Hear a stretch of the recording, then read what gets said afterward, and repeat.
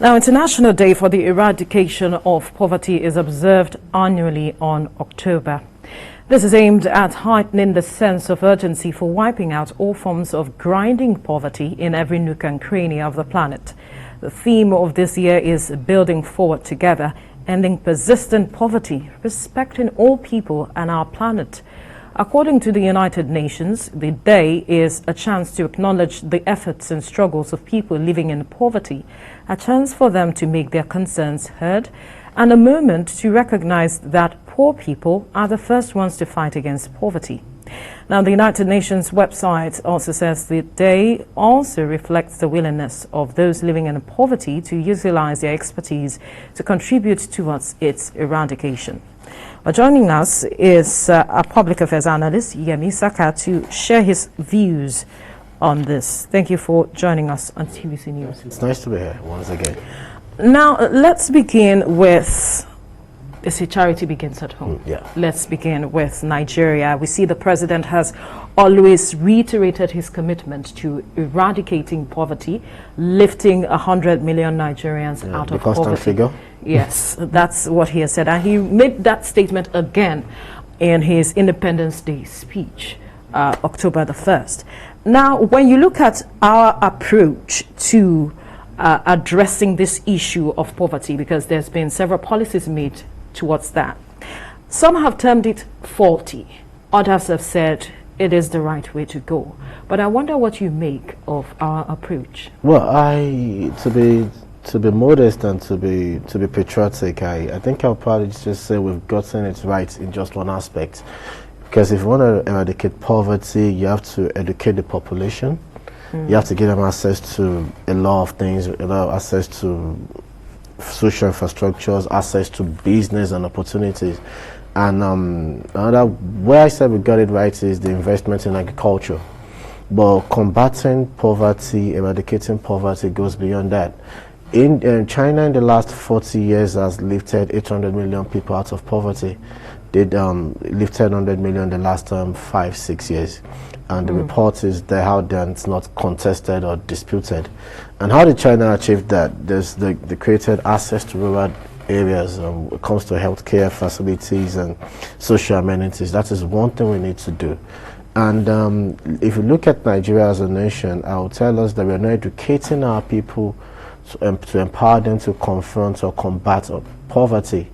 If you go to an average Nigerian university, the curriculum is quite primitive, if I can use that word. So the requisite skills? It's not there. The graduates who are churning out in the 21st century are probably equipped to work and function in 1970. You probably go to a public university.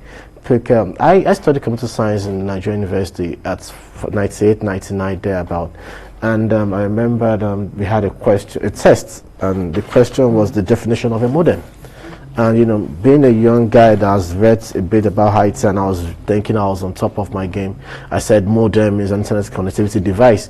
But when the lecturer came, the lecturer gave me a quite primitive definition that a modem is a device that converts binary input to digital inputs at this time and age. The first time I saw a computer was in 300 level. And for me to turn on the computer, I had to use the DOS command system. And as at that time, there was VB7, Visual Basic 7. So if you go to Nigerian public institutions there, you still find that the curriculum they're using is still outdated. So we need to rework our curriculum. You train out these people and they cannot compete, and they are not fit to empower them to get the jobs or the opportunities that make them function in this century. They can't. So one, they are disadvantaged, and the system is rigged against them. And another thing we should look at, past policies. We've had NDE, which I would call high, because then NDE, the target audience were met, they were the beneficiaries of it. Obasanjo came with NAPEP, and I think by the time NAPEP was suspended, almost 216,000 beneficiaries were not that poor. So we need to do that, and we need to have internet access in these rural areas, rural community.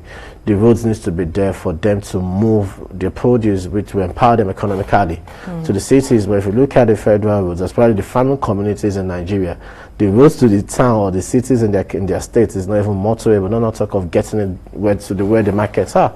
So we're still a far cry from what we should do or where we should be. Even though government is trying to address it, but from what you're saying, we are not tackling it from the root. Yeah, and a quick one for me too. There's a need for us to decontrol, if I can use that word, the license opportunities and resources. India, I think India delicensed and they controlled its steel industry as far back as 1991, 1992.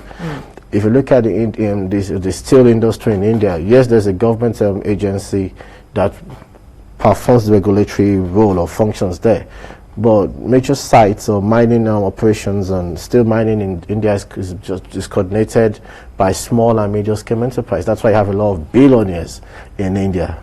So the making resources exclusive reserve of the government is something we should look at, where Nigerians can either through their idea as a stake or probably investment or probably get a consortium to invest in.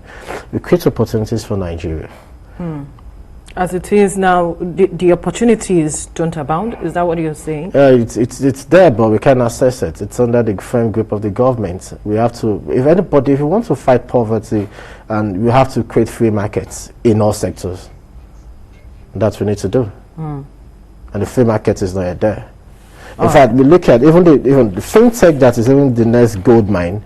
Nigeria government is finding out what's happened to cryptocurrency. All right.